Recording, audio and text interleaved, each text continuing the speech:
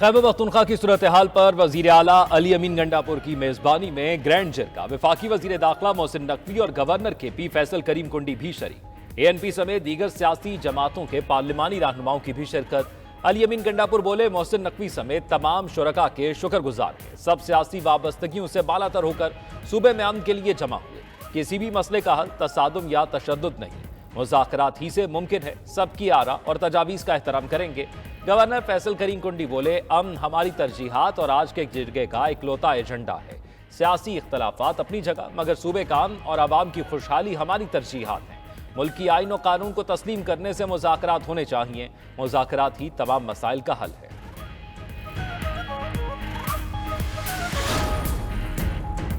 حکومت نے آئی پی پی سے معاہدے ختم کرنے کا آغاز کر دیا۔ وزیراعظم شہباز شریف نے پہلے مرحلے میں 5 آئی پی پی سے بجلی خریدنے کے معاہدے ختم کرنے کا بتا دیا۔ کہا کہ 5 آئی پی پی نے بات چیت کے بعد رضامندی سے معاہدے ختم کیے۔ بجلی صارفین کو سالانہ 60 ارب اور ملکی خزانے کو 411 ارب روپے کا فائدہ ہوگا۔ دیگر آئی پی پی کے ساتھ معاہدوں پر بتدریج نظر ثانی کر کے بجلی ٹیرف میں کمی لائیں گے۔ یہ سوال جائز ہے کہ بعض آئی پی پی اپنا منافع کما چکے۔ وزیراعظم نے مزید کہا کہ 7 ماہ صبر و تحمل سے مشکلات جھیلنے والے عوام کے شکر گزار ہیں۔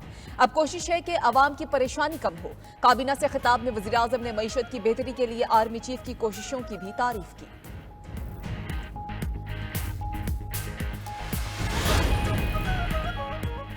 پچھلے سالوں میں پاکستان نے پالیسیوں میں غلطیاں کی، پاور سیکٹر اقتصادی ترقی کی راہ میں رکاوٹ بنا رہا۔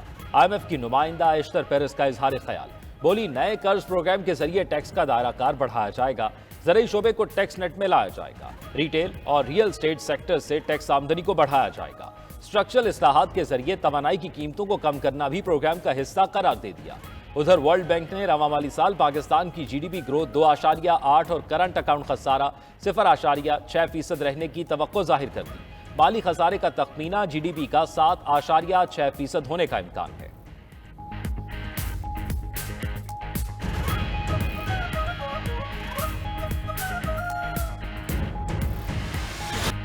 ملکی معیشت کے لیے نیا سنگ میل، پاکستان اور سعودی عرب کے درمیان اربوں ڈالر کے معاہدے۔ سعودی عرب زراعت، I T, power sector, food security سمیت دیگر شعبوں میں سرمایہ کاری کرے گا۔ اعلیٰ سطح کے سعودی وفد نے اسلام آباد میں معاہدوں اور یادداشتوں پر دستخط کیے۔ پاک سعودی بزنس فورم سے خطاب میں سعودی وزیر سرمایہ کاری خالد بن عبدالعزیز نے کہا، پاکستان اور سعودیہ کو کسی معاہدے کی ضرورت نہیں، ہم ایک اور متحد ہیں۔ پاکستان کو معاشی طور پر مستحکم کرنا ہے، ہم دوست ہی نہیں، یہ خاندان ہیں۔ 2.5 ملین پاکستانی سعودی عرب کی ترقی میں کردار ادا کر رہے ہیں۔ سعودی وزیر عالمی مالیاتی تعاون ذیشان المرشد نے کہا کہ پاکستان کی معیشت بہتر ہو رہی ہے، ایس آئی ایف سی کی سہولت کاری اہم ہے، باہمی تعاون کو مزید فروغ دیں گے۔ ایگزم بینک کے تامش الشتری بولے کہ پاکستان میں سرمایہ کاری کے وسیع مواقع موجود ہیں، ان سے فائدہ اٹھائیں گے۔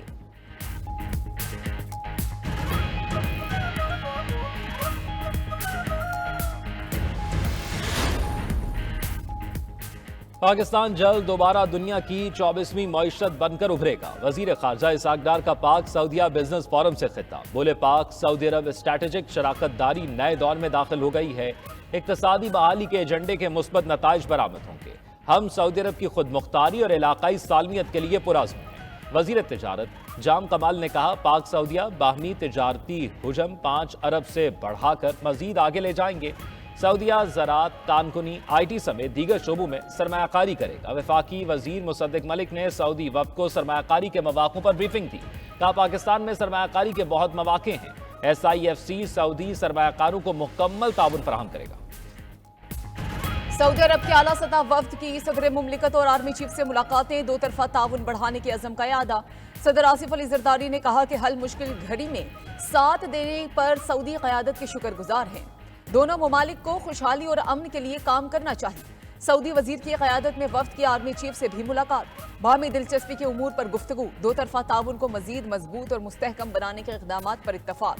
آئی ایس پی آر کے مطابق سپہ سالار نے کہا کہ بڑے تجارتی وفد کا دورہ پاکستان دونوں ممالک کے درمیان پائیدار اور برادرانہ تعلقات کی عکاسی کرتا ہے۔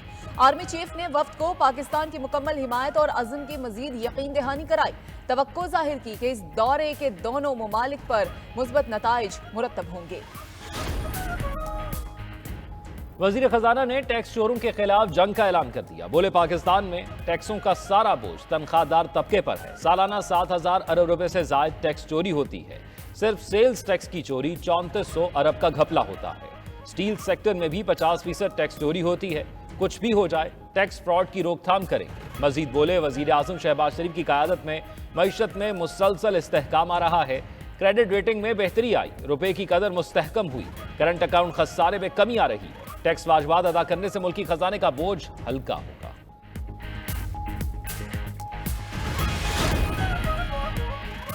इस्लामाबाद हाई कोर्ट ने Khyber Pakhtunkhwa house D seal करने का हुक्म दे दिया। चीफ जस्टिस आमिर फारूक ने सीडीए को हिदायत की कि अगर कुछ है तो नोटिस करें, वो इसको देख लेंगे। इस तरह ना करें कि लगे कि आप किसी को टारगेट कर रहे हैं। एक सूबे का हाउस है, सील करना शर्मिंदगी वाला काम है।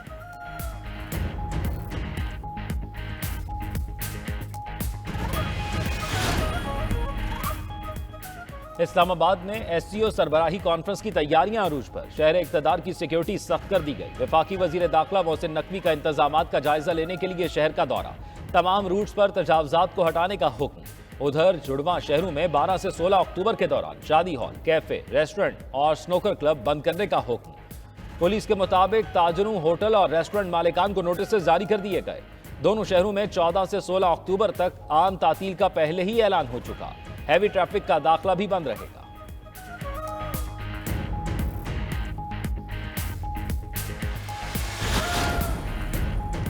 वज़ीर आला पंजाब मरियम नवाज से बेदारी की 36 तालिबात पर मुश्तमिल वफ्द की मुलाकात। गर्ल्स स्कूल्स में हिरासानी के सदेबाब के लिए खुसूसी कमेटियां बनाने का असूली फैसला। पंजाब के स्कूल्स में गर्ल्स का आलमी दिन मनाने पर इत्तफाक। वज़ीर आला मरियम नवाज का तालिबात की ख्वाहिश पर टैब और ई बाइक्स देने का ऐलान।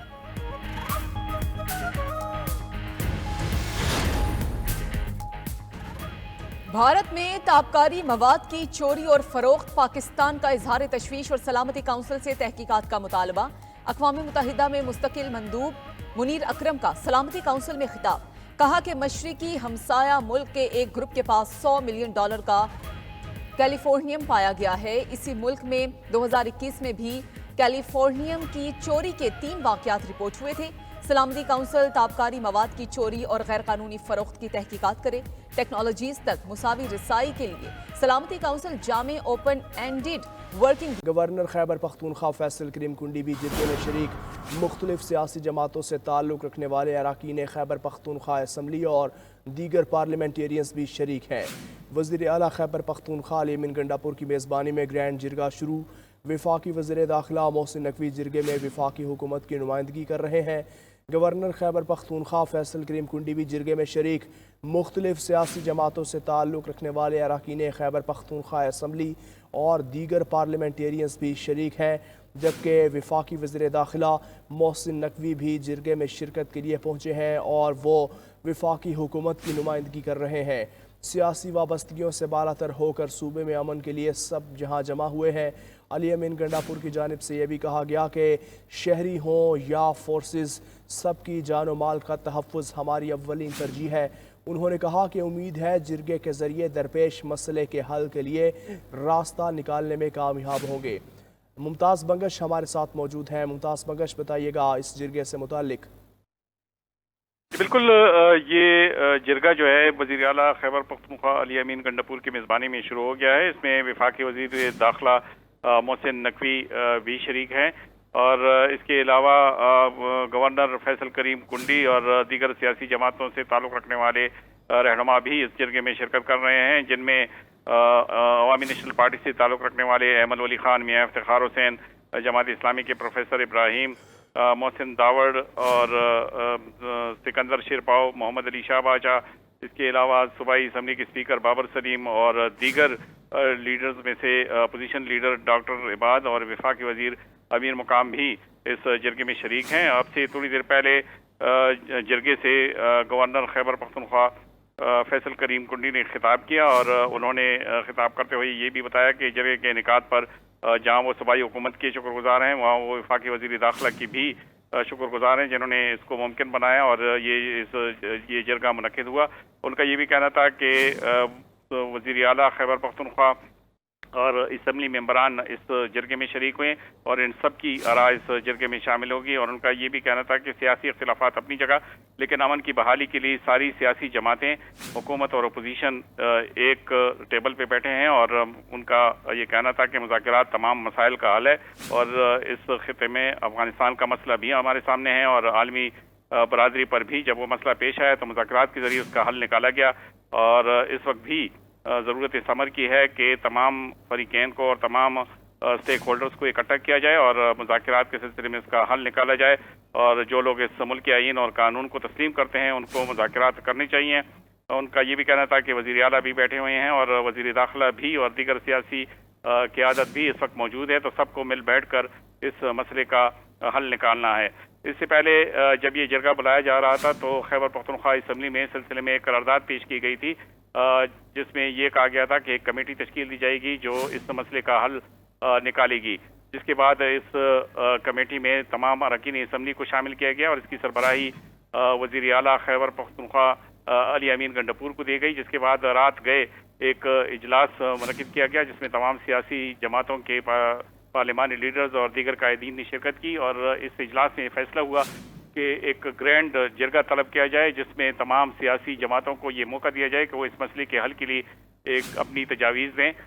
اس وقت جو صورتحال ہے خصوصاً ضلع خیبر کے حوالے سے، جہاں کالعدم تنظیم پشتون تحفظ موومنٹ پر پابندی لگا دی گئی، جس کے بعد وہاں پہ عوامی عدالت کے انعقاد کے بعد جو صورتحال پیدا ہو گئی، تو اس کے بعد یہ ضروری ہو گیا تھا کہ تمام سیاسی جماعتیں مل بیٹھ کر ایک ایسا حل معاملے کا نکالیں کہ جس سے دیرپا امن کا قیام عمل میں لایا جائے۔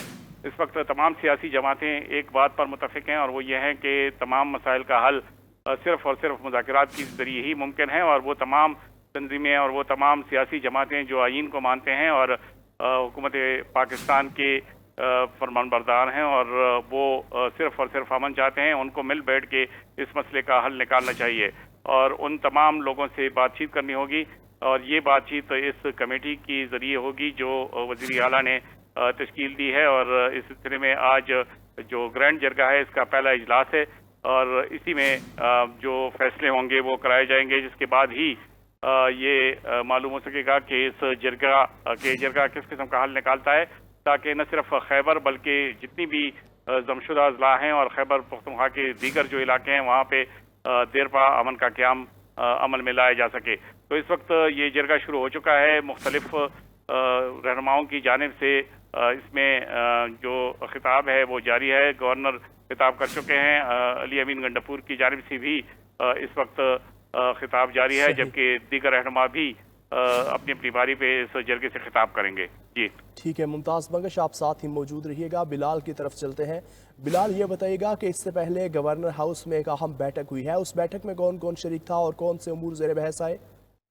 جی دیکھیں، وفاقی وزیر داخلہ محسن نقوی نے دورہ پشاور کیا اور گورنر ہاؤس جو ہے وہ پہنچے ہیں، اور وفاقی وزیر داخلہ محسن نقوی اور گورنر خیبر پختونخوا فیصل کریم کنڈی کی زیر صدارت اہم مشاورتی اجلاس بھی ہوا ہے، اور اجلاس میں وفاقی وزیر امیر مقام صدر ANP احمد ولی خان، میاں افتخار، قومی وطن پارٹی کے سکندر حیات شیرپاؤ نے شرکت کی ہے،